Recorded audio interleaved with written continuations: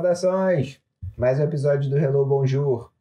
Meu nome é Gustavo. E eu sou a Marcela. E a gente recebe brasileiros aqui que gostam, ou que têm histórias para compartilhar, que moram aqui no Canadá com a gente. Essa aqui é a Bibiana. E ela vai contar um pouquinho da história dela pra gente. Oi, Bibi. Olá. Oi. Tudo bem? Tudo bem? Você quer contar pra gente como é que... Quem era a Bibi antes de chegar aqui no Canadá? Bom, a Bibi, antes de vir pro Canadá, era uma maquiadora. Eu trabalhava com maquiagem pra... Eu fazia, tipo, foto pra... Desculpa, maquiagem pra fotografia, moda. E eu tava começando a entrar na cena de comerciais no Brasil. Então, eu trabalhava numa empresa de publicidade. Aonde você trabalhava? De onde que você veio? Eu sou de São Lourenço do Sul. Depois de São Lourenço, eu fui morar em Pelotas, que é onde eu onde eu comecei a fazer mais maquiagem. Só que antes de vir pra cá, eu tava morando em Porto Alegre há 3 anos. E em Porto Alegre foi onde eu comecei a trabalhar mais com maquiagem pra publicidade. Eu trabalhava numa empresa de publicidade fazendo assistente de direção. Uhum. Eu não trabalhava no set, mas eu trabalhava muito no processo de pré com o diretor. Eu trabalhava fazendo tratamentos. Mas eu também trabalhava como maquiadora durante a produção. Então, eu tava entrando mais numa área de efeitos especiais e maquiagem pra televisão quando eu vim morar aqui. Legal. E você gosta muito de filmes, TV, né? Então, sim, legal. Eu sempre fui... filme sempre foi minha vida, desde criança. E quando eu comecei a fazer maquiagem, nunca foi uma coisa que eu imaginei que dava pra unir, né? Porque sendo de uma cidade muito pequena, do interior do sul do Brasil, tem certas profissões que nunca são apresentadas como uma opção pra gente. Com certeza. Tema recorrente aqui no canal, gente. No episódio passado, em que o Guilherme tava falando que, tipo, animação pra ele, também pra ti, era uma coisa que um alien fazia. Qualquer coisa na área de filme, de cinema, assim, era uma coisa que a gente pensava, ou está no Rio de Janeiro, na Globo, ou, tipo, coisa de Oscar, filme. Isso é muito distante, não é uma opção, eu nem sei como entrar nessa indústria, não é uma, sabe, viável. Então, é uma coisa que eu nunca me imaginei fazendo, assim. E... ainda mais, tipo, quando eu comecei a gostar de assistir filme, sempre foi uma coisa que foi presente na minha vida. Nunca foi uma coisa que eu pensei, a maquiagem do filme. Nunca era uma coisa presente pra mim. Eu nunca nem pensava que era uma coisa que era parte do filme, entende? Aí, quando eu comecei a fazer maquiagem, era mais voltada pra beleza, pra moda, pra eventos. E aí, com o tempo, eu fui sentindo que aquilo me limitava criativamente. Então você terminou a escola e foi trabalhar com maquiagem? Na verdade, eu comecei a trabalhar com maquiagem quando eu tinha 15 anos. Uau! Trabalha desde cedo. 14, 15 anos mais ou menos, porque na minha cidade, tipo, eu meio que morava, passava muito tempo na casa da minha avó com ela e com as minhas tias. E a gente tava elas sempre iam em salão de beleza e eu ia junto com elas. E eu gostava muito, tipo, crescendo, assim, eu sempre gostei da área mais de moda e beleza. Sempre uma coisa que me atraiu muito, sempre fui muito ligada à moda, porque a minha avó ela é costureira. E nunca foi aquela coisa de alta moda, né? Eu nunca fui ligada na moda, parte mais glamurosa, mas no craft mesmo. Na parte de que era mais ligada com expressar a tua personalidade através de uma estética. Na parte criativa. Na parte criativa. Eu sempre fui ligada em narrativas visuais, sabe? Legal. E eu acho que eu via uma forma de se expressar, assim. Então, eu gostava de maquiagem, eu gostava de coisas loucas. Eu pegava a roupa da minha Dinda, da minha avó e... coisas de 20, 30 anos atrás e começava, tipo, a usar numa cidade pequena de 40, 50 mil habitantes. Isso era, tipo, as pessoas achavam que eu era louca. Sim, com certeza. Quando eu tinha 13, 14 anos, tipo, no high school, no ensino médio, não era uma coisa, tipo, que as pessoas geralmente faziam, assim. Sim. Então, eu comecei a explorar mais. Eu acho que foi mais uma forma de exploração pessoal, de criatividade, sabe? Não é que a moda em si, ou a maquiagem, mas uma forma de explorar minha personalidade, assim. E a sua parte criativa, né? Sempre foi muito presente. Isso, e aí, tipo, eu ia nesse salão com a minha Dinda, e aí era uma época que eu tava muito ligada, em filmes de Hollywood dos anos 40 e 50, de clássicos. E aí eu ficava, tipo, horas em casa fazendo maquiagens da Audrey Hepburn e Marilyn Monroe. Foi assim que eu comecei. Eu tentava imitar Breakfast at Tiffany's. Eu tentava imitar o delineado de Breakfast at Tiffany's, tipo, juro. Legal, legal. E aí, tipo, até lembro que É assim tinha... que você aprende, né? Com certeza. E, tipo, até lembro que tinha festas de... A fantasia na minha cidade, uma cidade muito do interior, assim. Então, pessoas de várias cidades pequenas da volta iam. Uhum. E eu fui de Holly, né, de Breakfast at Tiffany's. E eu gostava muito dessa coisa de, tipo, moda e explorar maquiagem. E aí, um dia, tipo, essa dona de um salão de beleza, que eu ia com a minha avó e com a minha tia, ela viu e ela falou, nossa, eu tô desesperada, tipo, tem um evento e eu preciso de uma pessoa que saiba fazer qualquer coisa, que saiba passar um pó no rosto. Uhum. E eu falei, eu consigo fazer isso, eu posso, tipo, ser tua assistente. Aí eu cheguei lá com a minha mini maletinha. Seus 15 aninhos. E, tipo assim, simplesmente aconteceu. Ela curtiu o meu trabalho. Ela até falava, nossa, uma pessoa de 15 anos, tipo... Você é super profissional. Super profissional. Não, e eu sempre, desde criança, assim, eu sempre tive uma vontade muito grande de trabalhar. Eu sempre me enxerguei, tipo assim, toda profissional, com uma roupinha, chegando no lugar e, tipo, estando lá, sabe, disponível pro trabalho. Sim. E eu amei a sensação de independência, de estar ali trabalhando, sabe? Então, ela Que você começou... recebia já, né? Sim, com 15 anos. Legal. Tipo, morando com os meus pais, assim. Eu tava saindo... Eu acho que eu tava no primeiro ano do ensino médio.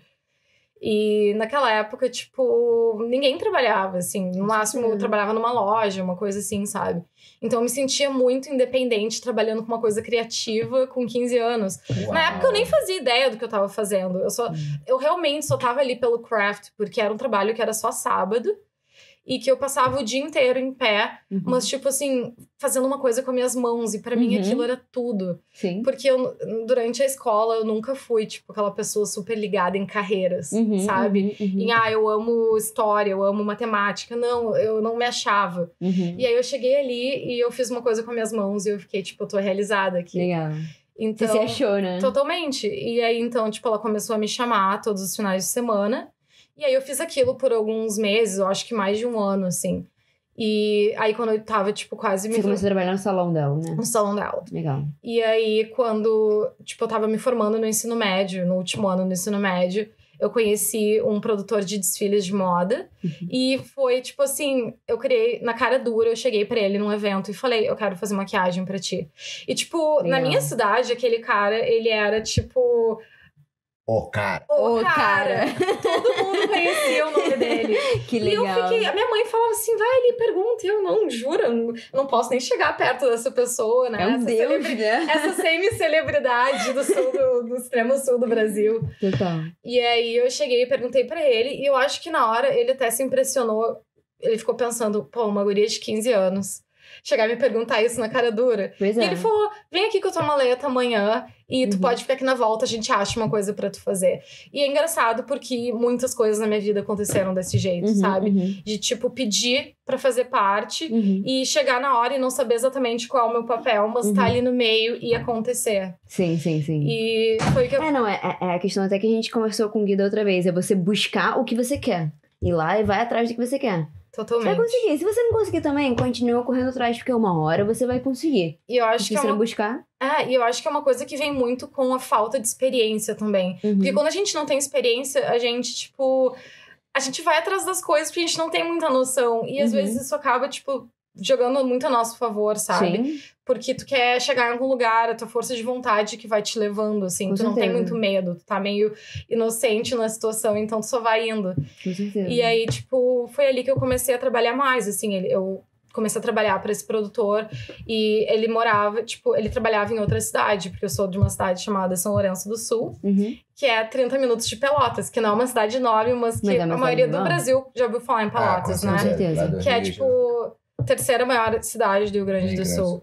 Então, e tipo, nisso eu tava no segundo ou terceiro ano do ensino médio. E eu pegava ônibus para ir trabalhar na cidade dele. Tipo, eu chegava lá com minha maleta, com uma mochila, sem ninguém. Chegava na rodoviária, pegava o táxi, ia pro escritório dele. Maquiava, tipo, 10 horas por dia em pé. Pra fazer, tipo, photoshoot, tipo, editorial de moda. Ele era produtor de quê? Desfiles de moda. Ah, tá. Só que, às vezes, tipo, ele era meio que um agente de modelos, assim. Então, às vezes, a gente fazia editoriais de moda pra marcas, perfis de modelo, coisas assim. Então, eu trabalhei por, tipo, um ano e pouco com ele fazendo esse tipo de coisa. Ou eu ia pra desfiles de moda e maquiava. E aí, até que eu acabei conhecendo uma pessoa na indústria daquela cidade de Pelotas que trabalhava num salão que era dona de um salão de beleza. Ela viu meu trabalho num desfile, adorou. E eu comecei a trabalhar nessa cidade com 17 anos. Então, eu saía, tipo, toda sexta-feira, direto da aula do ensino médio. E ia direto pra essa cidade e ficava lá os final de semana inteiro, tipo, trabalhando com maquiagem. Eu ficava, tipo, 12 horas em pé por dia. Tinha dias que eu fazia 30 maquiagens. Nossa, meu Deus do céu. Com 16, 17. Uau. Nossa, eu fui trabalhar muito mais tarde.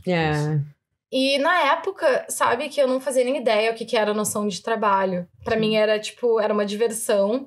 Sim. E era uma forma de ganhar um dinheirinho extra. Dinheirinho não, porque eu ganhava... talvez eu ganhasse até melhor do que eu ganho hoje na época. Sério? A maquiagem é bem caro no Brasil. Eu trabalhava muito. E hoje eu olho para aquela época e eu fico chocada com como eu trabalhava com 17 anos de idade. Sim. Eu acho que é a energia que a gente tem. Que a gente, sabe, tu tem 17 anos, tu... Não tem sono, não tem fome, não tem cansaço. Tu tá ali o dia inteiro te divertindo, saía dali, ia pra festa. Sim. Esse final de semana inteiro nem dormia, ia pro trabalho no dia seguinte, tava zerada, sabe? Então eu fiz isso basicamente até me mudar pra Porto Alegre, que foi quando eu comecei a trabalhar com filme. Em Pelotas, aí, tipo, eu comecei a fazer... depois que eu tava trabalhando na indústria com salão de beleza há algum tempo, eu comecei a conhecer bastante gente. E aí foi quando começaram a me chamar para fazer trabalhos mais criativos, porque as pessoas viam que o meu trabalho tinha um viés mais experimental. Isso, sim. Porque eu não fazia aquela maquiagem convencional de madrinha de casamento. Sim, eu gostava de experimentar, de fazer coisas diferentes. Então, eu comecei a ser chamada para trabalhos um pouco mais criativos. E nessa época, eu tinha entrado para a universidade em Pelotas e eu estava fazendo relações internacionais. Então, eu fiz 2 anos de relações internacionais. O que te levou a escolher? Pois é. Porque eu nunca soube, na verdade, o que era. Eu via gente na época dizendo, eu vou fazer relações internacionais. Mas eu ficava pensando, o que é isso mesmo? Já que estamos sendo sinceros aqui, né? Pode ser sincero, então, à vontade. Eu sempre tive muita vontade naquela época. Assim, a verdade é que desde criança eu nunca tive uma carreira que era o meu sonho. A única coisa que eu sabia desde criança era que eu ia morar fora um dia. Que legal. Eu também senti isso. Eu comecei a fazer curso de inglês quando eu tinha 6 anos de idade. E foi uma coisa que me fascinou. Eu conversava com a minha professora, ela me contava das histórias dela morando na Inglaterra. E eu ficava, tipo assim, era a única coisa que eu me identificava, que eu ficava, eu quero isso. Não é uma profissão em si, não é uma imagem de uma vida formada, mas são experiências que eu tenho vontade de ter, sabe? Conhecer uma cultura nova, falar com pessoas diferentes, me comunicar de uma forma diferente, conhecer lugares novos. Então, quando, tipo, foi chegando a época de eu ter que decidir uma profissão, assim, não tinha muitas coisas que me deixassem com, tipo, eu tenho certeza que eu quero isso. Sim. Então, na época, eu tinha vontade de fazer moda. Eu tinha muita vontade de fazer moda. Sim. E aí, o meu pai, ele ficou, mas isso não é uma coisa muito viável. Sim. Tu vai passar trabalho. Não é uma coisa muito certa pro teu futuro. E ele queria muito que eu fizesse direito. E aí, eu pensei... e como toda... Que tema recorrente, né? E pra ser sincera com vocês, toda pessoa que decide relações internacionais, decide porque gosta de ou viajar ou gosta de falar línguas diferentes. Não é isso. A profissão não é nada disso. Existe profissão disso? Quando tu faz relações internacionais, tu pode ser ou diplomata, tu pode trabalhar num cargo do governo em que tu dá consultoria política e social. Então você aprende política Internacional. Tu tem uma educação multidisciplinar em ciências sociais e políticas. Então, tu aprende ciência política, história, línguas, sabe? Eu não terminei o curso, então eu não sou a melhor pessoa pra... né? Mas várias pessoas que começam o curso entram com uma vontade de ter essa experiência um pouco mais multidisciplinar a nível internacional, assim. A gente não tem muita certeza do que o curso é, mas a gente sabe, eu gosto de política, eu gosto de estudos sociais, eu gosto de história, eu gosto de inglês, eu vou viajar. Todo mundo entra achando que vai ser um diplomata. Imagina. Ou trabalhar As pessoas falam que para ser diplomata é um dos concursos mais difíceis do Brasil, né? Com certeza. Todo mundo sabe. Estudo Rio Branco. E é uma das primeiras coisas que a gente ouve quando entra no curso. Porque é muito engraçado, uma das primeiras coisas no curso, assim, sabe aquela coisa de, não sei se no Rio de Janeiro é assim, mas no Sul a gente tem a tradição de ter o trote, quando tu entra no vestibular. No Rio eu não sei, mas em Juiz de Fora, onde eu fiz faculdade, foi igual. Fiquei de cabelo raspado. Exatamente. Raspa o cabelo, então isso foi proibido no Rio. Eu sei, no mas Rio, pode pintar. Então, um dos rituais de tortura é que eles te colocam pra te falar, eles te pedem pra falar por que tu escolheu esse curso. E aí eles riem de todo mundo, porque todo mundo vai dizer, porque eu gosto de viajar, porque eu gosto de falar inglês. E na primeira semana tu já percebe que o curso não é isso, entende? Envolve muito mais, assim. Sim. Só que era um curso que eu gostei, assim. Porque pra mim, meio que unia aquela coisa, tipo, minha família queria que eu fizesse uma coisa mais, tipo, voltada pra direito, uma coisa mais... certa, estruturada. E eu acho que relações internacionais tinha que um pouco daquela liberdade criativa relacionada ao direito, sabe? Eu tinha mais liberdade para trabalhar com outras áreas, com outras línguas. E fora do Brasil, porque, tipo, direito, essa foi uma das coisas que a gente não queria trabalhar com direito quando a gente veio pra cá, óbvio. Mas mesmo que se a gente quisesse, é tão diferente que a gente teria que começar do zero, sabe? Nada do que a gente fez adianta nada pro direito daqui. É completamente diferente. É outro sistema de direito. Então, assim, claro, relações internacionais te abrem um leque muito maior. Exatamente. Pro que você queria. E na época eu via que era uma forma um pouco mais criativa de atuar na área que era um pouco mais fechada de direito, sabe? Direito internacional ou algo do tipo. Então eu fiquei naquele curso por quase 2 anos. E foi quando eu comecei a minha carreira como maquiadora, eu comecei a ter muito mais oportunidades criativas nessa área. E aí eu conheci o Guilherme, que morava em Porto Alegre, que é a capital do nosso estado. Seu atual marido, né? E, na verdade, a gente se conheceu na cidade dele, porque eu tava morando em Pelotas, que é a cidade natal dele, mas ele tava morando em Porto Alegre. Então ele ia pra lá todo final de semana pra ver a família, e eu acabava passando tempo com ele.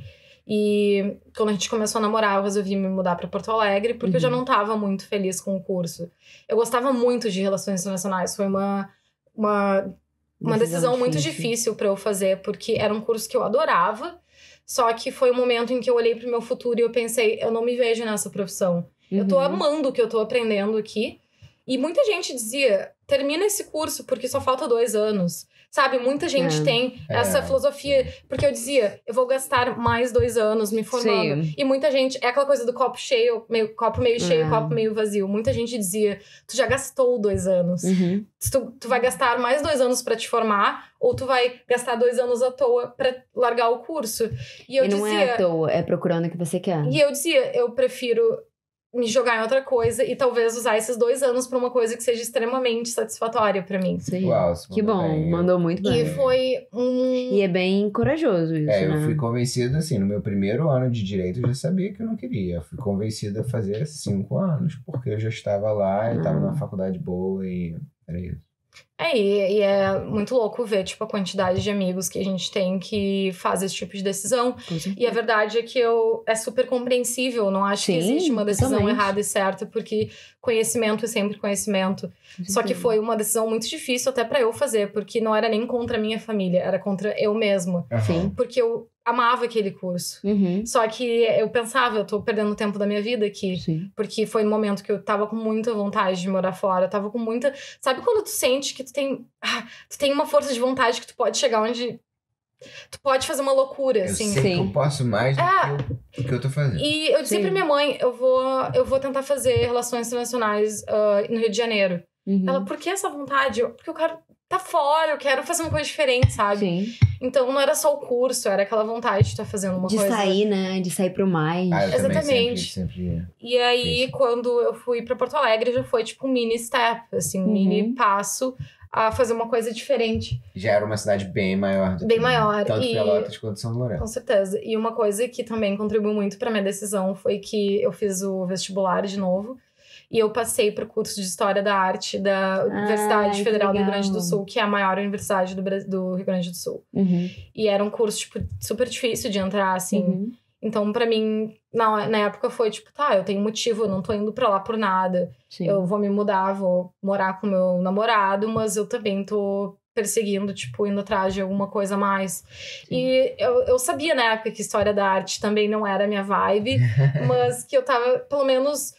num campo criativo e que eu poderia explorar se realmente era isso que eu queria, sabe? Sim. Então eu me mudei pra lá e aí eu comecei a explorar, tipo, também empregos mais na área de maquiagem. Eu comecei a colaborar com bastante gente da área de filme. Legal. Porque o Guilherme, na época, ele trabalhava nessa empresa de publicidade que basicamente era eles produziam filmes de, tipo, comerciais para publicidade. Então, eu acabei conhecendo muita gente da área e comecei a fazer trabalho de assistente, maquiadora para filme. E também foi quando eu comecei a fazer o curso de História da Arte em Porto Alegre.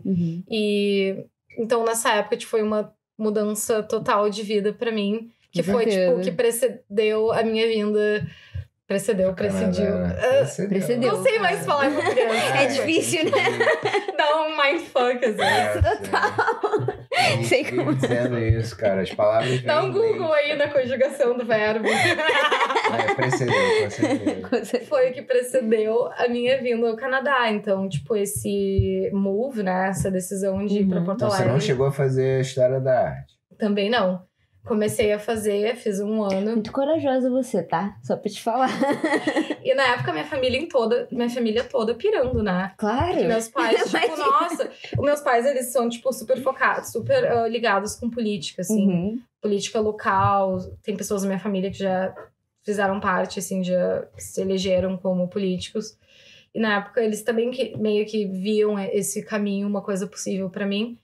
Mas eu sempre soube que não era uma coisa que eu queria. Então, eles sempre foi difícil seguir um caminho que eu sabia que, tipo, que era minha convicção, mesmo sabendo que outras pessoas estavam meio que contra isso, sabe? E não era um contra de não querer me apoiar, mas era só de, tipo, às vezes é muito difícil para outras pessoas entenderem que uma coisa é possível de ser realizada pra ti, quando é uma coisa que elas não conhecem ninguém, porque sendo de uma cidade muito pequena... não existe muita oportunidade criativa. Então, quando tu diz, eu quero ser um artista, eu quero ser uma maquiadora, eu quero ser um animador, as pessoas ficam, hã? O que é isso, entende? A questão é assim, nossos pais, eles sempre, assim, têm o nosso bem em vista, né? Mas isso não foi parte de quando eles... cresceram. Se profissionalizaram, né? Nunca passou pela cabeça deles, sabe? Seguir por áreas criativas. Porque não existia, né?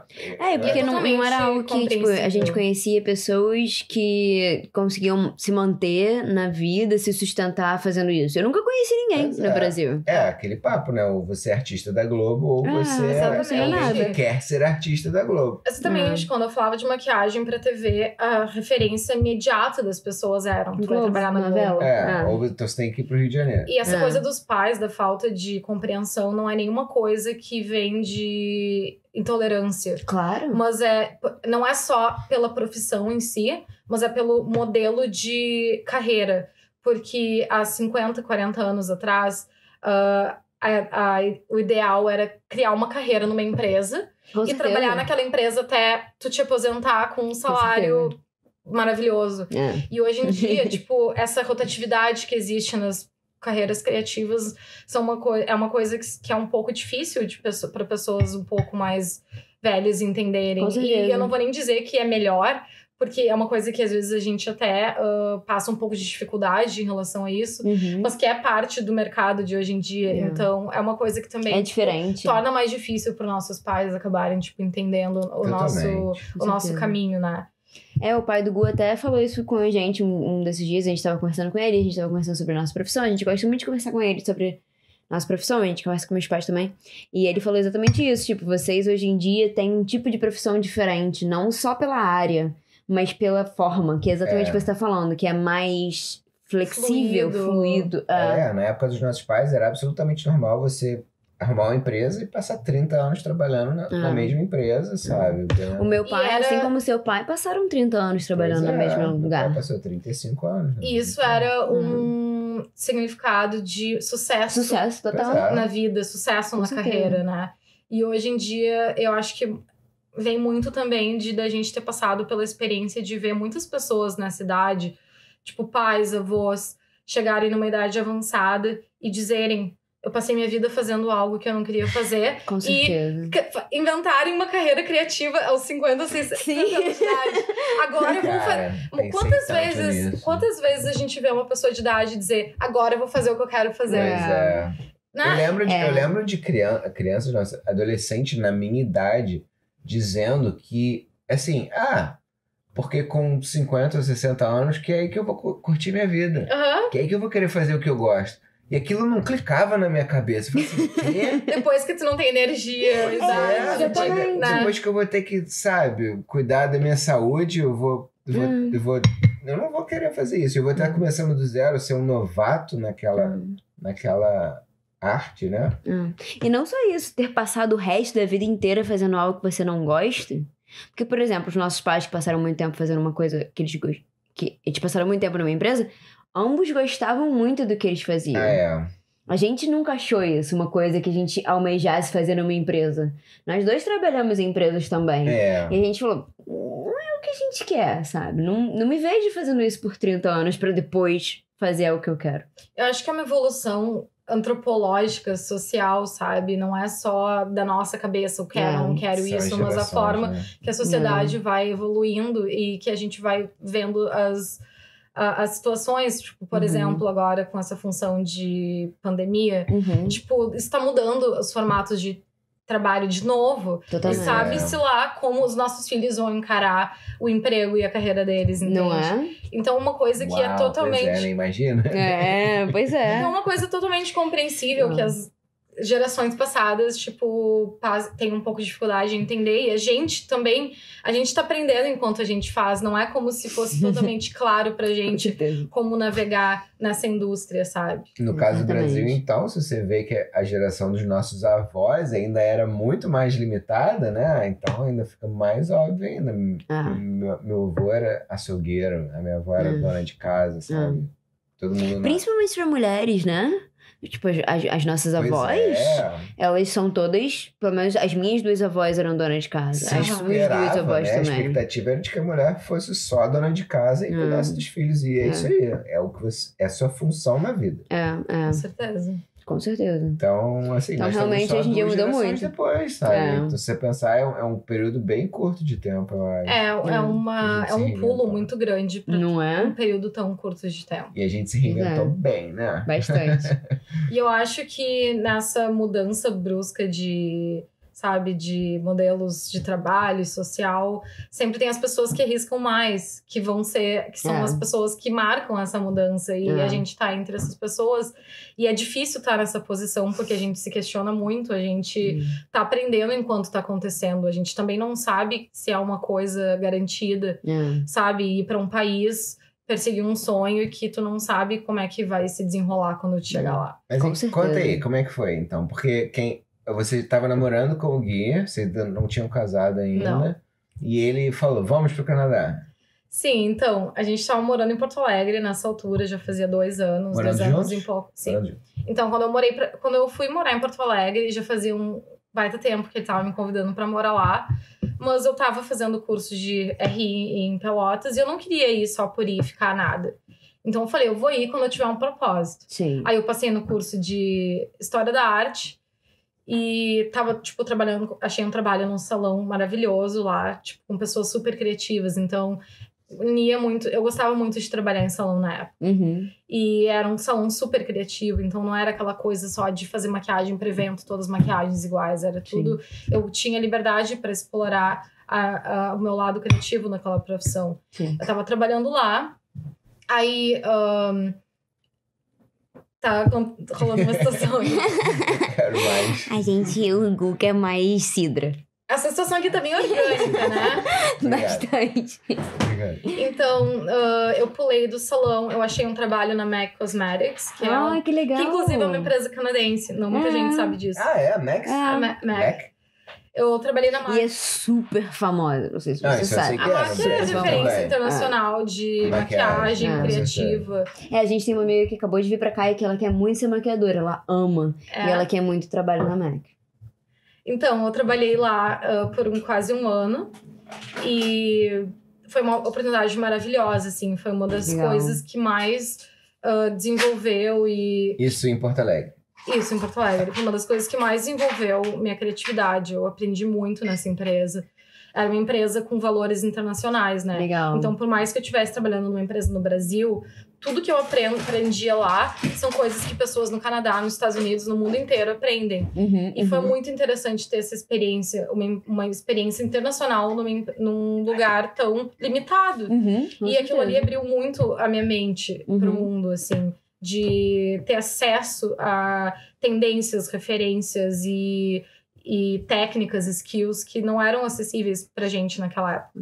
Então eu acabei saindo da MAC quase um ano depois, porque, enfim, coisas da vida. Coisas da vida, entendo. Diferenças de pensamento, umas diferenças profissionais, basicamente, porque eu recebi uma oferta para trabalhar na empresa, numa empresa que era uma produtora de filme, que é a empresa que o Guilherme trabalhava. Como maquiadora, Como maquiadora e também fazendo alguns trabalhos de assistência de direção. Não era no set, mas na pré-produção. Eu trabalhava, tipo, ajudando com apresentação para roteiros e pré-produção de filme, locação, esse tipo de coisa. Então, eu trabalhei nessa empresa eu fui trabalhar, acho que lá, um ano antes de vir pro Canadá. E foi um emprego maravilhoso, assim, tipo, tava trabalhando com pessoas super criativas. E aquilo, tipo, abriu minha mente mais ainda. E aí foi quando, tipo, eu tava namorando o Gui já fazia 3 anos, eu acho. E aí ele falou, né? Olha só, eu acho que chegou na hora pra mim de dar um passo acima. Eu tô me sentindo um pouco travado na indústria que eu tô. E eu gostaria de aprender uns skills novos que eu acho que vão ser úteis na minha profissão. E eu sempre quis ir pro Canadá, o que tu acha? Aí eu falei pra ele, Você que sempre quis viajar, né? Nunca nem pensei em viajar. É muito louco. É muito louco que eu sempre conto a história que, pra ser sincera, tipo, eu sempre tive muita vontade de morar fora. Só que Canadá nunca foi um país que eu pensei. Eu também não. Nunca mesmo. Eu até lembro, assim, de ser, tipo, adolescente e ver vídeos falando de Toronto, a indústria tecnológica e de filme. E na época eu ficava meio, tipo, o que é esse lugar? Sabe? Não tinha muita referência. Não é muito gelado lá? Eu sempre ficava com essa ideia. Era sempre uma coisa tão distante pra mim. Eu sempre pensava Londres, Paris, Nova York, né? Polo criativo mundial. Mas sempre Londres. Era sempre Londres. Londres era sempre o meu sonho. E aí, quando ele falou vim pra Vancouver, eu fiquei, tá. Não é um lugar que eu sempre imaginei, mas também eu tô curtindo o meu trabalho em Porto Alegre, mas eu não me vejo, tipo, alcançando uma coisa muito concreta aqui. Tipo, com certeza morar fora e ter uma experiência diferente seria uma coisa muito mais enriquecedora do que eu tô fazendo nesse momento. Porque sempre foi o meu sonho final, entende? Sim. Não final, mas a ponte pra onde eu queria um dia chegar, que eu não sabia o que era, mas que eu ia descobrir no caminho. Com certeza. Então, quando ele comentou, eu falei, vamos. E aí, em 3 meses, a gente já tava, tipo, organizando passaporte. Nossa, visto, tão rapidinho, vendendo tudo em casa. Vocês vieram em 2015. A gente veio em 2015. A gente chegou aqui em agosto de 2015 e acho que a gente começou a conversar. 5 anos atrás, olha que legal. 5 anos. E a gente começou a conversar sobre vir em dezembro de 2014. E em março, a gente começou a aplicar pro visto... né, fazer todos os trâmites pra vir. E em julho tava tudo certo, assim. A gente saiu, Legal. veio pra Nova York e depois com uns dias. Olha que legal, a primeira vez que você foi pra Nova York? Sim, a gente Legal. casou antes de vir pra cá, né? Sim, sim. Foi, inclusive, uma história muito engraçada, porque quando a gente resolveu vir, a gente ia fazer, tipo, um common law, como é que se fala em português? Comunhão estável. E aí, quando a gente foi, tipo, todo arrumadinho no cartório pra fazer a união estável.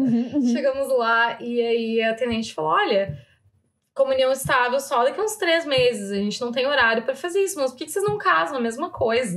E eu saí de lá, mesma coisa. Só que a gente chegou em casa e ele olhou pra mim e falou assim... A gente tava, tipo, olhando filme no sofá, que é uma coisa que a gente amava fazer junto. Era, tipo, a nossa vida, assim. E ele olhou e falou, cara, a gente quer estar junto, a gente quer seguir esse sonho junto. Por que a gente não casa? A gente não tem plano de estar com outras pessoas. Mas você não sabia se era a mesma coisa? Você não achava? Não, eu sabia que tinha o mesmo valor, só que... Mas casamento soa diferente. Legalmente... Você diz pra sua mãe, né? Legalmente... agora eu tô casando. Opa! Tipo isso. Legalmente é o mesmo valor, mas socialmente não é. Pois é. Pra minha família, casar sempre foi, tipo... Nossa, esse evento que... na igreja. É, tipo... Casou, não tem desquitar, não tem... Sabe? É tipo... Casou. E é uma coisa, tipo, grande pra minha família. Sim. Então, eu sempre tive na minha mente que é uma coisa que ia acontecer gradualmente, aquela ideia. E eu nunca sonhei com casamento. Nunca, sendo sincera, nunca foi uma coisa que era um sonho na minha cabeça. Meu sonho nunca foi eu numa casa com marido, família e cachorro. Só que ele apareceu e quando ele me falou... Sabe quando uma coisa faz sentido? Sim, clicou e falou assim, E eu acho que aí quando tu vê que uma coisa é de verdade pra ti, porque não é uma ideia que tu criou na tua cabeça. No momento que ele me, tipo, pediu, assim, foi meio que um pedido de casamento, fez totalmente sentido.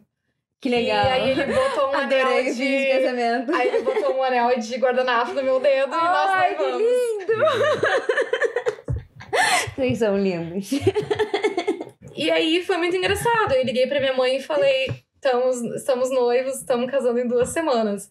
Vem tu e o pai. E era isso aí. Quando veio no dia do meu casamento, chegou uma van na frente. Uau! Literalmente, chegou uma van na frente do cartório. Com toda a família. Toda a família. Que legal. E foi super legal, assim. Foi tipo um ritual antes da gente vir. Foi, tipo, a consolidação do nosso relacionamento pra toda a minha família. Mas só um minuto. No cartório não tinha tempo pra fazer união estável, mas tinha pra casamento? Exatamente. É diferente? É diferente. Nossa. Eles tinham que marcar um horário que ia levar meses. E aí eles até falaram, pra marcar o casamento, pode ser dia 1º ou dia 2 de abril. Você casou dia 1º de abril. Aí eu falei... 1º de abril. Não, aí eu falei, eu tô com pressa, mas não tanto. Pode ser dia 2 de abril, amor. A minha família ia me destruir se eu tivesse casado dia 1º. Eu ia adorar só por causa disso. Eu quero casar primeiro. Fala, eu quero dia 1º. Não, eu tinha que ter escolhido dia 1º. A gente fatiou, mas ia ser muito piada pra eles. Então a gente não quis correr o risco. Aí a gente foi lá e se casou dia 2 de abril. Quase no dia da mentira. E aí, tipo, as coisas simplesmente foram acontecendo depois disso, assim. Aí vocês vieram em agosto, então, alguns meses depois. Então, de abril em diante foi um processo de vender as coisas em casa, vender carro. A gente ficou 3 meses a pé também trabalhando, porque né, a gente tava, tipo, se desfazendo de tudo. Aí a gente voltou pra casa dos meus pais e ficou um mês com eles, até a gente vir morar aqui. Sim. Basicamente. Legal. E você veio pra cá meio que sem ideia do que você queria fazer, né? Totalmente, assim. Foi uma coisa muito louca pra mim, porque eu vim pra cá com uma mente totalmente aberta. Legal. Ele tinha essa ideia do que era o Canadá e do que ia ser a escola pra ele. Pra mim, era uma coisa de, tipo, eu não sei o que é essa cidade, eu não sei o que é esse país, ainda não entendi quais são os valores desse país, sabe? Qual é a característica presente nesse lugar. Porque eu não sabia o que esperar, basicamente. E foi muito difícil, porque a gente foi pra Nova York, a gente ficou quase uma semana lá. Nossa, igualzinho, Gu. E 5 dias. Acho que a gente ficou uns 5 dias também. E, tipo, vendo o museu, indo no Metropolitan, lugares incríveis.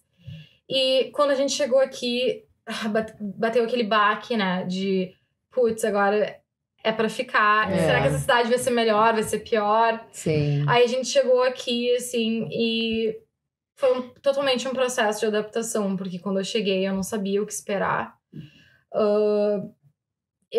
Primeiros dias, assim, eu fiquei meio perdido na cidade. Porque eu sempre achei que Vancouver é uma cidade meio difícil de tu entender, de tu captar a essência. E eu nunca tive essa coisa de... Porque é uma cidade meio se descobrindo. É uma cidade muito nova, né? Então é uma cidade descobrindo qual é a cultura daqui. E a própria identidade. Porque tu vai pra Nova York, tu sabe que tu vai ver arte. Tu vai pra Londres, tu sabe que é música, é cultura. Tu vai pra Paris, é toda aquela...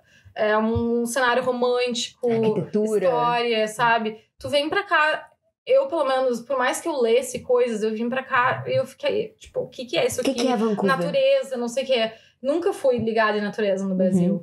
Eu era o contrário, eu era uma pessoa extremamente cosmopolita. Meus pais têm fazenda no Brasil, eu sempre gostei da cidade. Eu sempre gostei de show, de música, de bar, de vida noturna. E aí cheguei aqui, eu fiquei meio perdida no início, assim. Só que muito louco que com o tempo foi uma cidade que, tipo assim, eu não consigo explicar a conexão que eu criei com ela. Te cativou, Eu não sei como... Eu não consigo me imaginar fora de Vancouver hoje. Legal. Eu senti isso em Vancouver. Até queria te perguntar se você sentiu também. Porque depois... Eu fui em Nova York, né? Então você entra em Nova York, você anda por Nova York, você sente o espírito nova-iorquino, sabe? A cultura nova-iorquina. A identidade nova-iorquina tá em todos os lugares, sabe? Eu andando pelas ruas de Manhattan, vendo as pessoas berrando uma com as outras, gritando uma com as outras. Até isso é incrível. É incrível! Parece que a gente tava num set de filmagem, sabe? De alguma série de TV irada, sabe? Aí eu lembro de ter passado por isso e falar, uau, que legal. Manhattan é uma ilha e tem a cultura nova-iorquina em todos os lugares. Até o sotaque nova-iorquino é muito característico. É um lifestyle, né? Lifestyle total. Quando eu cheguei aqui, eu entendi, depois que eu vi mesmo pessoas criticando que Vancouver é uma cidade sem alma ainda não tem ainda uma alma. Mas depois eu fiquei pensando e eu lembrei do filme, eu acho que é do Scorsese, que tem o... Não sei agora. Gangues de Nova York, com o Leonardo DiCaprio. Que é um filme que mostra os imigrantes chegando em Nova York e... Cada um no seu gueto, né? Tem os italianos, tem os judeus, tem os irlandeses. E era... Eu lembro de ter assistido aquele filme e ter meio que assim, aquela sensação de que a cidade está se construindo. E Vancouver, eu lembro de estar andando por aqui, no centro, né? De que é uma península, e ter sentido aquilo que Manhattan, 100 anos atrás, devia ter mais ou menos esse espírito, assim, que é um caldeirão de imigrantes que ainda não tem uma identidade muito bem definida, mas que meio que, sei lá, daqui a 50, 100 anos, às vezes vai ficar bem definido. Eu acredito que Vancouver é uma cidade que pode ter um peso mundial muito grande daqui a pouco. Só precisa de tempo, né? Porque é uma cidade muito nova. Tem menos de 100 anos, eu acho que tem um pouco mais de 100 anos. Talvez. E a quantidade de imigrantes daqui também, como você falou, é muito grande. Então, grande. É um caldeirão de culturas. Mais da metade da população de Vancouver é de imigrantes. Com certeza. Canadá tem 100 anos. O Canadá tem 100 anos. Pois é, não é nada, né? Com certeza, eu totalmente concordo. E eu acho que até, tipo... Eu concordo que a cidade está desenvolvendo uma identidade, mas eu também penso que as identidades que já tem presentes são coisas que não são muito comuns em outros lugares. Por exemplo, tipo Vancouver é uma cidade que, para mim, ela é a cidade perfeita para pessoa que ela tem um lado cosmopolita, mas ela também tem um lado que gosta de se conectar à natureza. Totalmente. Como ela não tem uma identidade muito, tipo, polarizada, é uma cidade artística? Não. Vancouver não é uma cidade artística. Então, principalmente para pessoas do nosso grupo, é muito difícil de se identificar, porque a gente é amigo de animador, de designers, e não é uma cidade artística. Sendo real, não é. Não. Só que ela é uma cidade extremamente focada em saúde, em natureza, em hiking, sabe? Em aspectos mais físicos e saudáveis, assim. Que trazem, tipo, meio que são uma base também pra arte. Então é uma coisa que, tipo, pode chegar lá de alguma forma, mas vai chegar numa arte diferente. Vai chegar numa arte menos cidade e mais natureza mesmo. E também existe esse conceito de que o conceito, tipo, do Canadá é justamente não ter essa ideia nacionalista. É justamente a mistura de culturas. Sim. E tipo, quão aberto a gente é para nacionalidades diferentes. Isso é a identidade É canadense. tão legal isso, né? Eu lembro do Mike, o ex-namorado da Mika, falando, amigos da Marcela, que o Canadá não é um caldeirão, é um mosaico, sabe? São Legal. várias peças Exatamente. diferentes se encaixadas e se estruturando junto. Legal. É legal. E é legal que o Canadá recebe culturas diferentes, como a sua cultura mesmo. Você pode manter a sua cultura aqui, todo mundo aceita a sua cultura aqui. Eu me senti muito bem recebida aqui. Eu me sinto também. ainda até hoje. Totalmente, bem eu também. recebido. E diferente, por exemplo, nos Estados Unidos, né? Existe o ideal de The American Life. A vida americana perfeita. Nos Estados Sim. Unidos é o contrário. No Canadá é o contrário. É como se fosse um livro branco, uma página branca que tu tá sendo convidado a vir escrever. Que legal, né? É. Eu acho isso Sabe? máximo. Eu vejo desse jeito, assim. Você vai ter Legal. saúde, né, pra sua família, você vai ter educação pra sua família, agora o resto você meio que se descobre, né?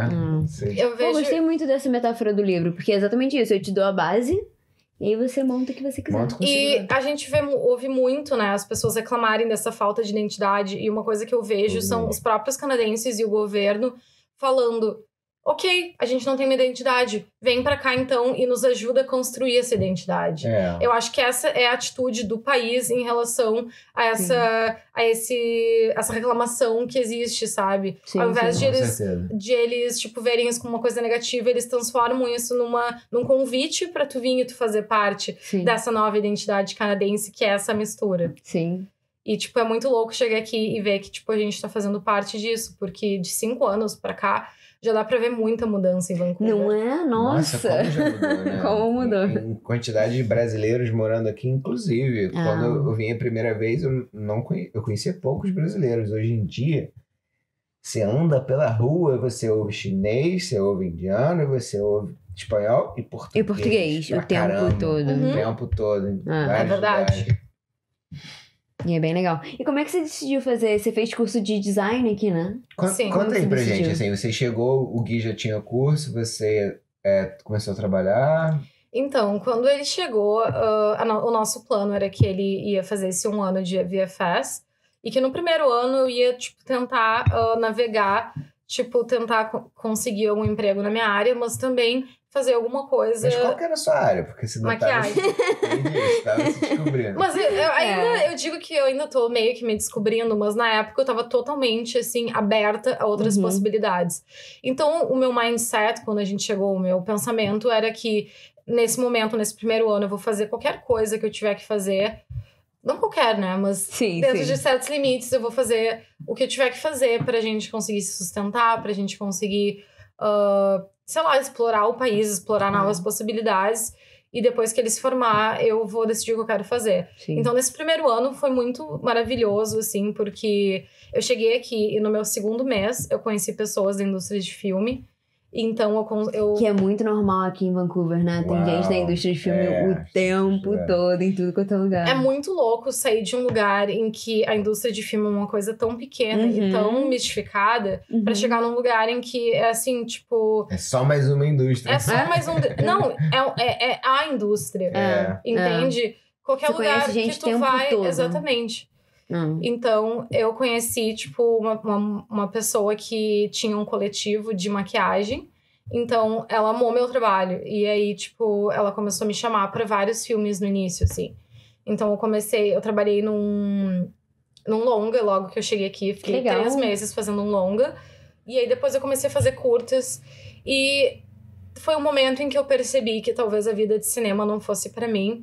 Porque no Brasil, eu trabalhava em set, mas não era aquela coisa 24/7. Não era todos os dias, não era a minha profissão principal, né? Eu fazia isso junto com o meu trabalho integral. Sim. Então, quando eu cheguei aqui, eu percebi que não era nem a profissão em si, mas o estilo de vida que vinha com a profissão. Sim. Era uma coisa que talvez não fosse apropriada pra mim. Porque quando tu trabalha com cinema, quando trabalha no set, tu passa por situações em que tu tem que estar... Num dia tu levanta às 5 horas da manhã, no outro dia tu tá gravando até às 3 horas da manhã, no frio.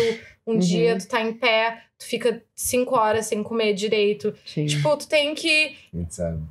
São situações muito desafiadoras fisicamente, o que eu não tinha um problema com isso.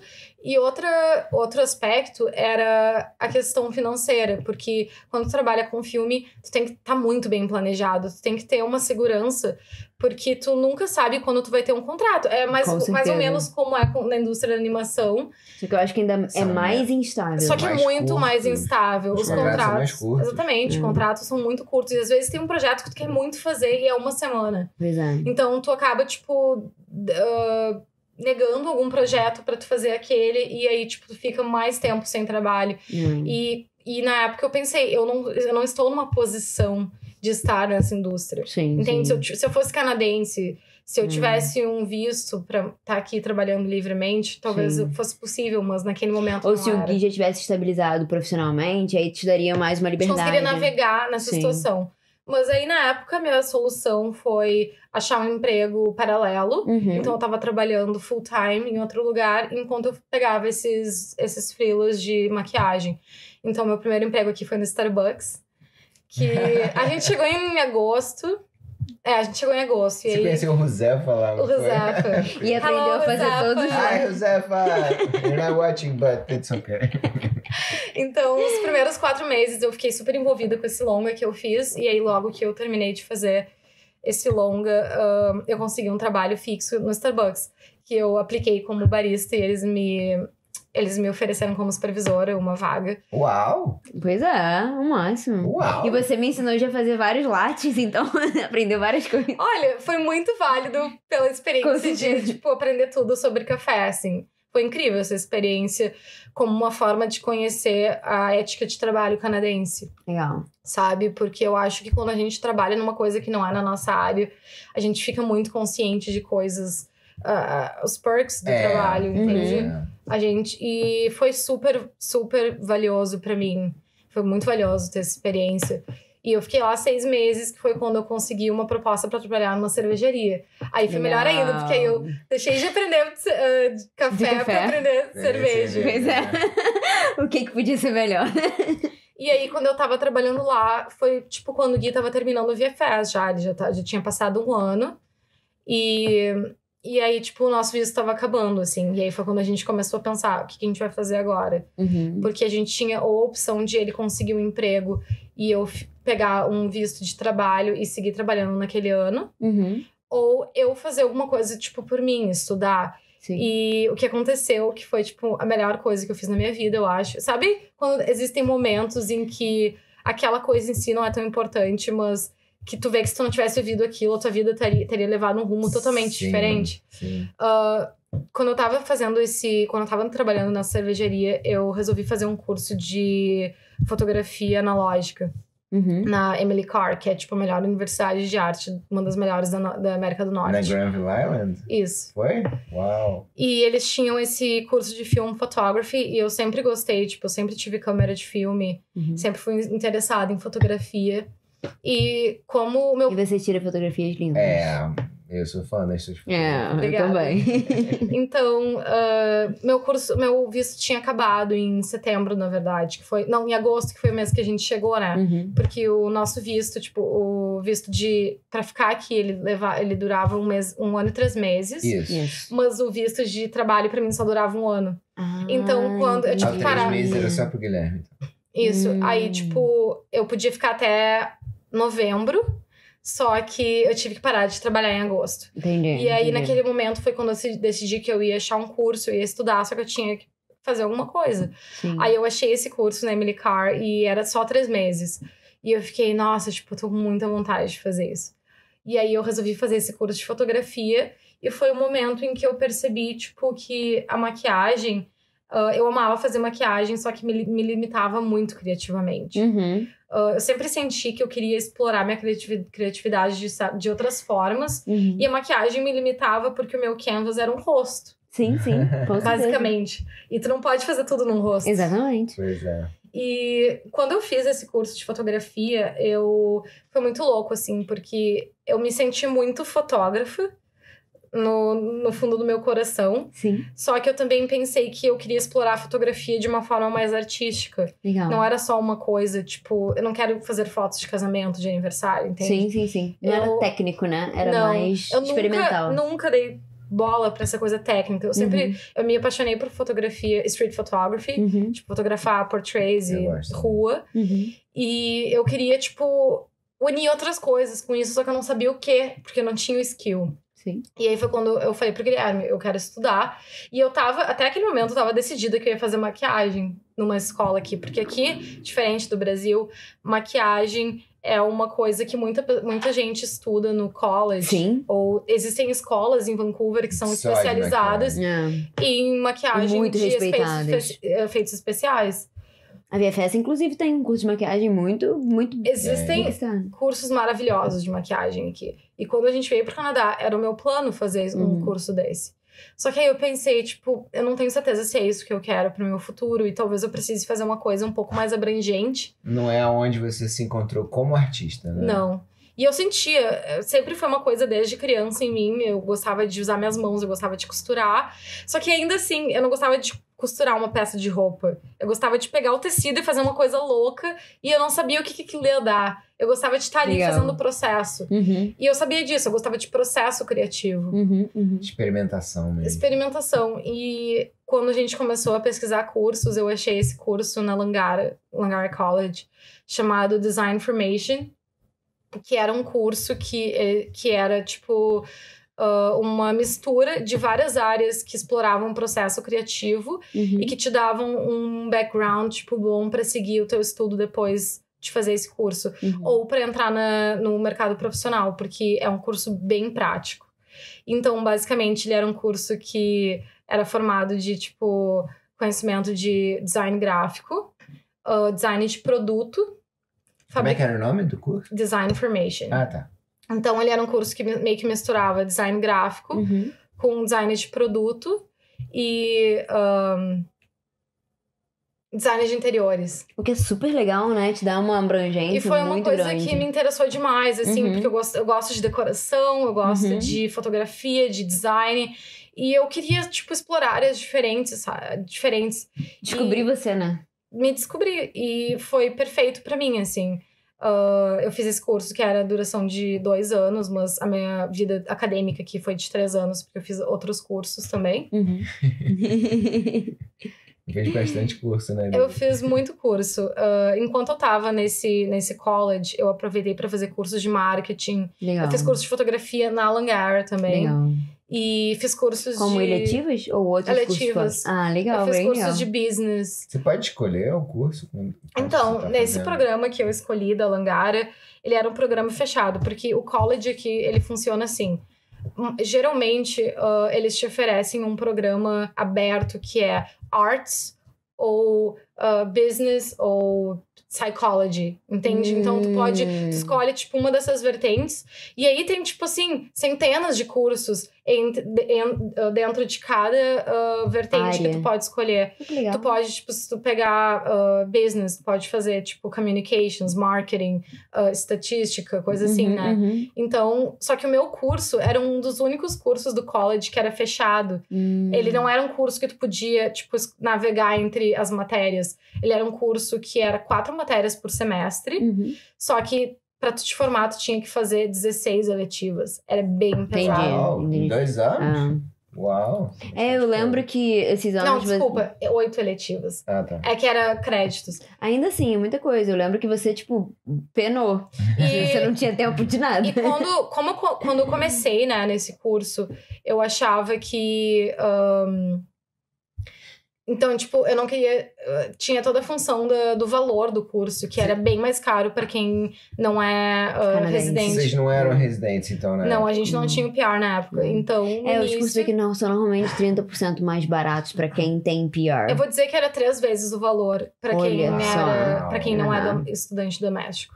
Então, ficava bem pesado, assim, pra gente, porque era só com o salário do Gui trabalhando na VFS. Na VFS não, na DHX. Só uma interjeiçãozinha. O Canadá, uma das grandes exportações do Canadá são cursos, né? A educação aqui é muito boa.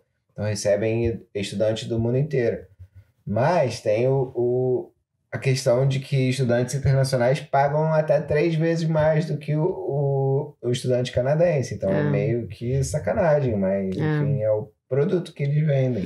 Mas uma história legal é que no meu curso, por exemplo, a gente conseguiu o PR 1 mês antes de eu me formar, que é residente permanente. A gente se transformou em residente permanente 1 mês antes de eu me formar. E aí eu mandei um e-mail pra VFS falando assim, eu já paguei tudo, eu vim pra cá com o curso todo pago já, mas a gente conseguiu o PR agora. Será que tinha alguma chance da gente receber o valor de volta? Eles me pagaram 3 dias depois. Eles falaram assim, você pode passar aqui pra pegar o cheque? Claro! Que maravilhoso! Nossa, eu não tive essa ideia, né? Mas o que aconteceu foi que nos primeiros meses, nos primeiros semestres, na verdade, foi bem pesado, porque era dinheiro que a gente tinha guardado de trabalhos meus e também do trabalho do Gui. Então, eu acabei deixando várias eletivas pro final. E o que aconteceu foi que no meu último ano a gente conseguiu o PR. E aí eu acabei, levando 1 ano a mais pra me formar. Porque, eu terminei meu curso a tempo, só que eles me deixaram fazer as eletivas depois. Legal.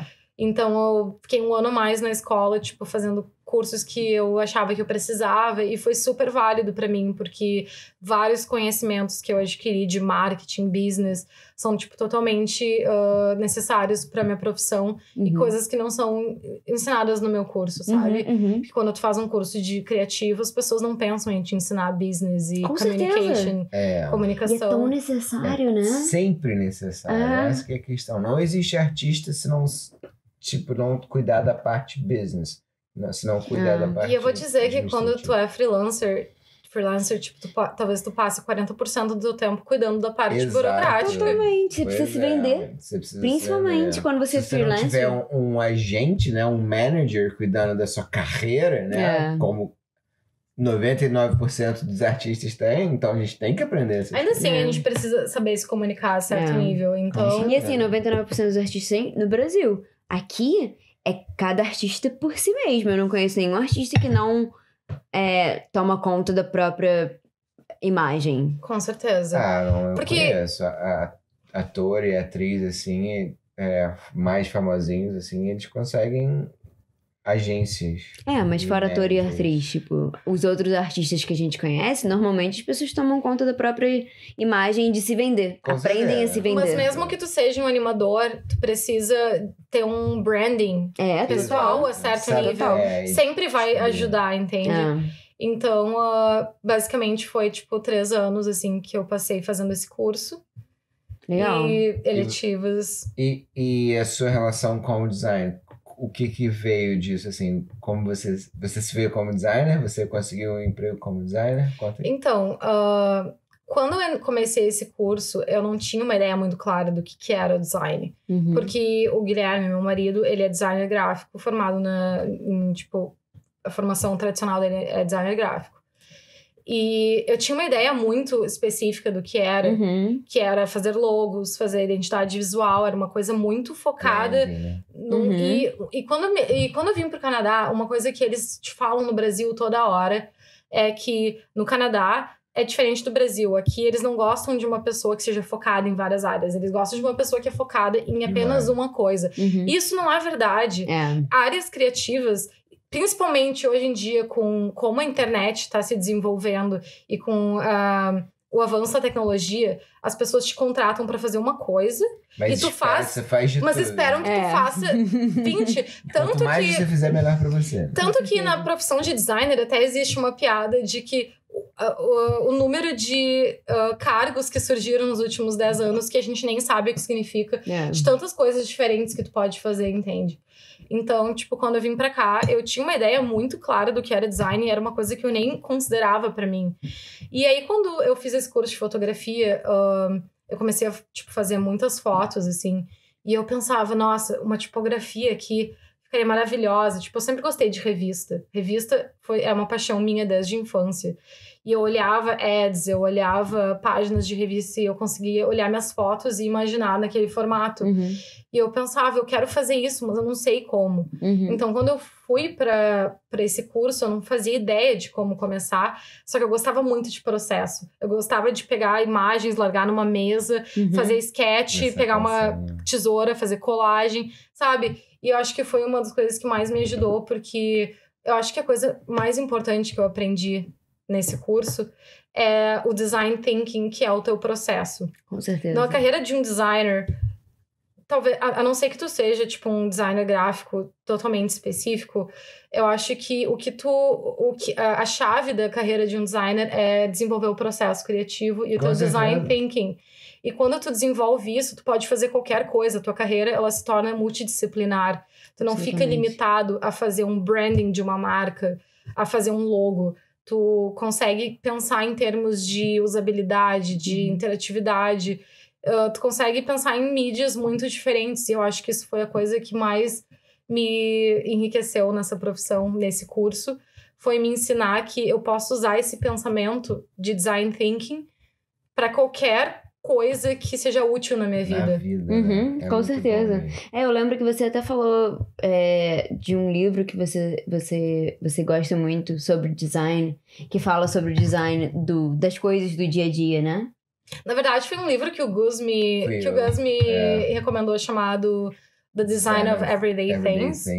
Legal, em que o autor, ele fala como a gente percebe os objetos que a gente usa no nosso dia a dia. E esse livro, pra mim, ele reflete todos os sentimentos que eu tenho em relação ao design. Porque pra mim o design tá em tudo.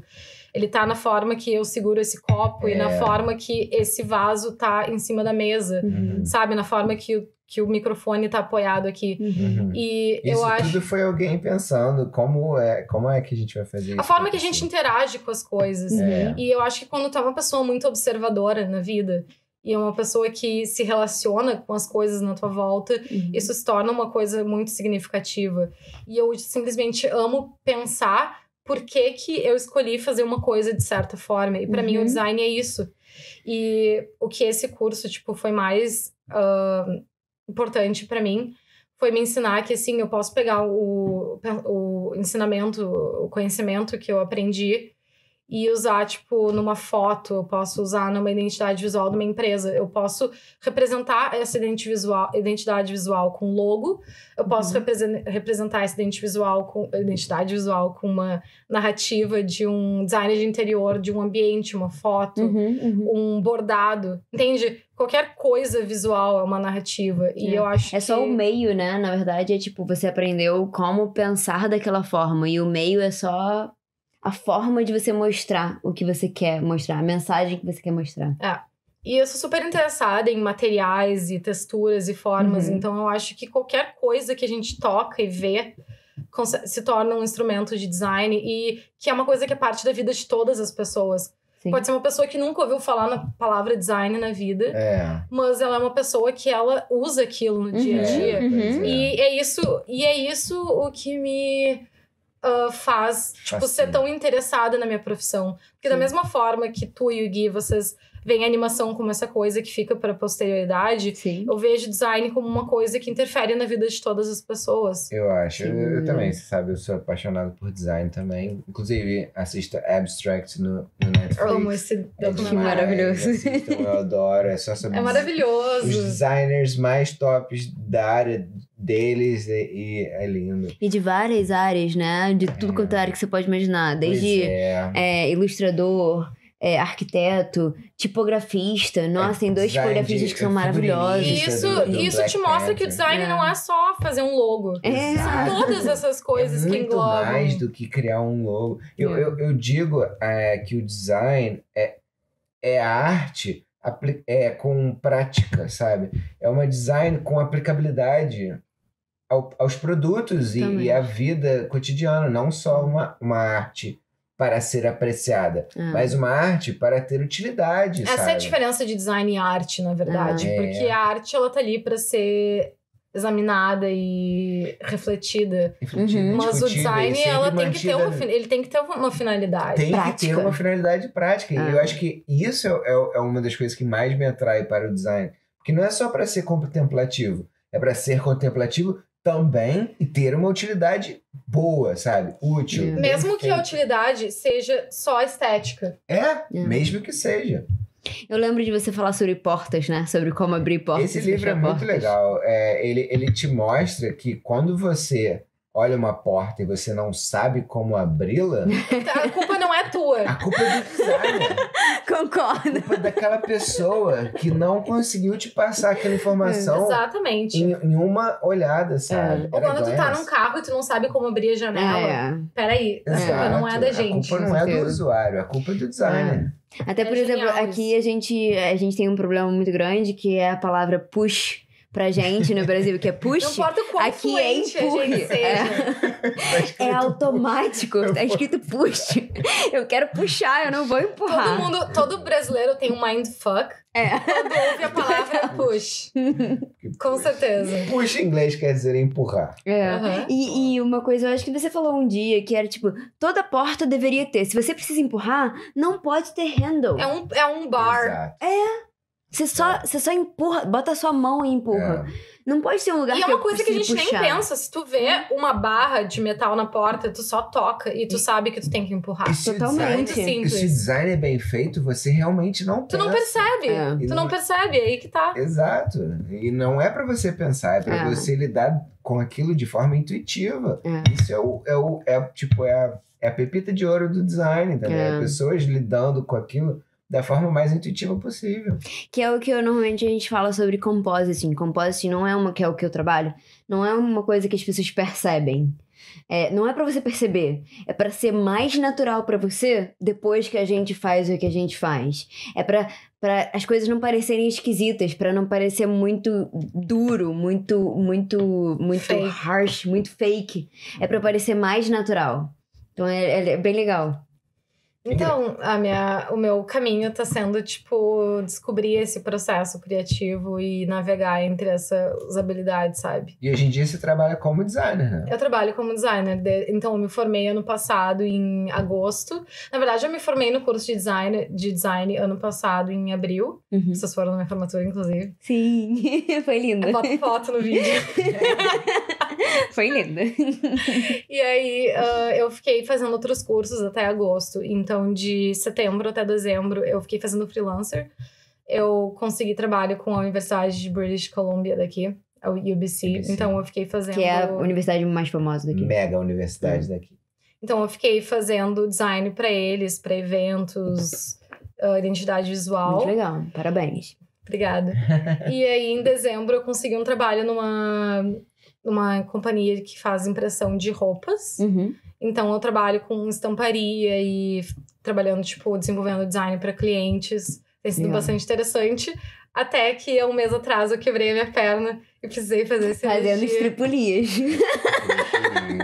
Fazendo sapecagem. Isso aí. Sapecagem, Dona Bibiana. Dona Bibiana resolveu aprender a andar de skate.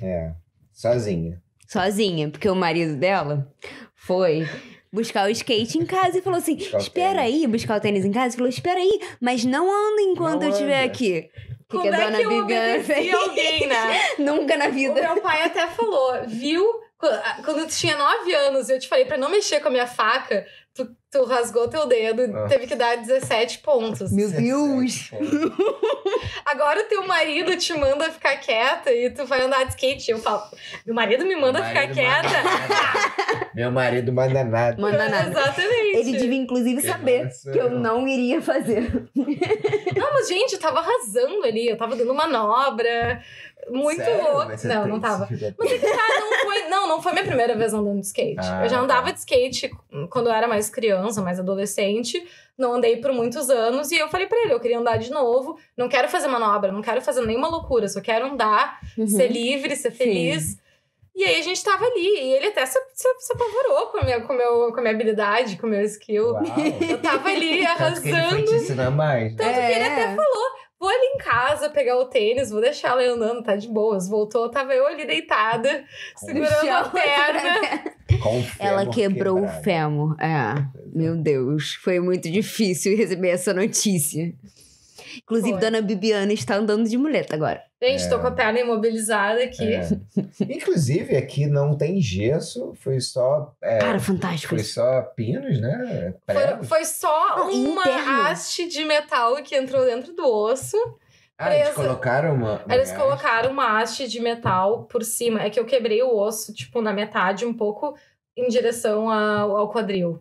Mais pra cima. Então, eles fizeram uma incisão, inseriram a haste de metal dentro do osso e prenderam com parafuso em cima e embaixo, tipo, perto do quadril e perto do joelho. Sim. E você saiu do hospital pouquíssimos dias depois, né? Eu saí do hospital, acho que 4 dias depois. Pô, Pô, assim, muito rápido, E cara. basicamente, Muito tipo, pulei todo o tempo de gesso. Sim, sim. E aí só tive que esperar. Você fez fisioterapia no dia seguinte, né? Eu lembro do Gui falando, que ela foi ótima na fisioterapia hoje. Eu falei, fisioterapia? Eu saí quase andando. Como assim? Não, mas já tava mexendo a perna, dobrando. Já tava Legal. abusando do sistema canadense de saúde. Legal. E os médicos disseram até impressionante, né? Que você teve uma Sim. resposta muito Que, boa. por falar nisso, é um excelente sistema de saúde. Né? Muito. Eu gosto. Foi. Logo antes o Bem Gu teve tratado pedra no também. rim, depois você teve a perna quebrada, a gente sabe tudo do Só sistema precisa- de saúde. Só vou dar uma informação aqui nesse podcast, que era pra gente fazer uma viagem há 2 Vamos meses fazer atrás essas pra juntos. Tofino. Isso. A gente não pôde porque ele ficou doente. Eu não fui. Aí, mês passado, a gente ia viajar pra Gabriel Island. Isso. Não pudemos porque eu quebrei a perna. Isso! E agora a gente vai pra Penticton e tá tendo fogo lá. Assim que a gente Incêndio. fechou o passeio pra Penticton, começou a pegar fogo na floresta. Mas a gente espera que Vai até dar lá Vai dar tá tudo tudo certo, certo. galera. Glória! E a gente finalmente vai conseguir Vai dar viajar certo. juntos. Vai dar Acredito que sim. Acredito que sim. Então, agora estamos aí esperando essa perna recuperar. Legal. E aí, durante esse processo, você tá com EI, né? Com como se fosse o seguro-desemprego. Então, eu apliquei para o Sickness Benefit, que é o benefício de... Quando você tá doente. É quando tu tá, praticamente quando tu tá doente, então tu Uhum. não precisa estar desligado da empresa. Uhum. Porque aqui é diferente do Brasil. Porque no Brasil, como a gente tá ligado ao seguro-desemprego, quando tu tem um problema de saúde, geralmente eles cobrem um certo número de dias. Uhum. Aqui no Canadá não é assim, a não ser que tu tenha algum acordo com o teu empregador. No momento que tu para de trabalhar, tu para de receber. Sim. Aqui tu recebe por hora, então se tu não tá É. trabalhando, tu falha o trabalho um dia, tu não recebeu naquele dia. Então, eu fiz um acordo com meus empregadores de que enquanto eu estivesse em recuperação, eu receberia esse auxílio do governo. Uhum. Que enquanto tu é PR, eu não sei se tem como pedir isso sendo só residente, mas... Acho que não. Eu acho que... quer dizer, eu acho que você tem que ser residente permanente. Eu acho que se você tiver com visto de trabalho, você não tem acesso a isso. Uhum. Eles até deram acesso a muito mais gente durante a pandemia, porque foi a pandemia, que é uma coisa muito legal. Eles criaram o CERB, que é tipo como se fosse um seguro-desemprego, só que Então, pra pandemia. eu tô aplicando nisso, porque eles falaram que desde março, desde o início da pandemia, todo mundo que aplica, tanto no seguro-desemprego quanto É um de processo doença, só, né? entra automaticamente no CERB. Isso aí. Então, é um $2.000. seguro emergencial É, pra quem tá parado durante a pandemia. Não Uhum. interessa se é por emprego, se é por isso. doença. Então, eu tô... O que é muito legal também, né? Porque eles dão um valor que você consegue realmente se suportar, né? Com certeza. Talvez não seja mesmo valor que é o teu salário, mas Sim. é incrível ter essa ajuda do governo enquanto tu tá numa situação que não tem como trabalhar, sabe? Com Pois é. certeza. E uma Com pena certeza. que no Brasil eles só estão ganhando R$600, né? Ah. Acho que já acabou. É. Mas enfim, eu queria te agradecer por você aparecer, você contar a sua história de vida. Diana, Foi muito bom tê-la aqui. Foi um foi prazer. excelente. O papo é sempre bom, como a gente sempre gosta. A gente tá nem falando tanto de filme, né?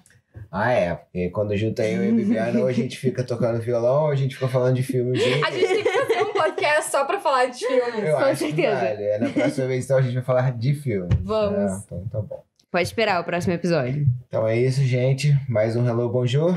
E até a próxima. Até. Tchauzinho.